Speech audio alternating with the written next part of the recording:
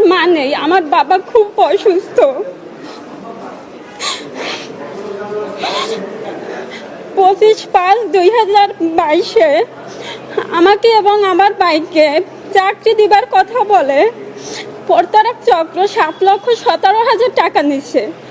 পরে তারা আমাদের চাকরিও দেয় না এবং টাকাও দেয় না। পরে তাদের বিরুদ্ধে আমি 25/5/2022 মঠবাড়িয়া থানার সাবেক ওসি নুরুল ইসলাম বাদল তার বরাবর প্রতারক চক্রের বিরুদ্ধে পাওনা টাকা উদ্ধারের জন্য অভিযোগ করি। অভিযোগ করার পর ওসি নুরুল ইসলাম বাদল আমাকে নানানভাবে আশ্বাস দেয় এবং প্রলোভন দেখায়। পরে 27/5/2025 তারিখে আমাকে ওসি নুরুল ইসলাম বাদল থানায় ডাকে। আমি থানায় ডাকলে সে থানার পাশে নারী শিশু রিক্সা আমাকে বসতে বলে।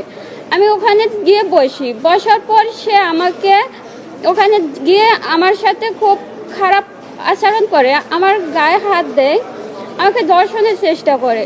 আমি প্রতিবাদ করে ওখান থেকে চলে আসি। চলে আসার পর সে আক্রোশে সেই থেকে আমাকে নানানভাবে হয়রানি হেনস্থা শুরু করে।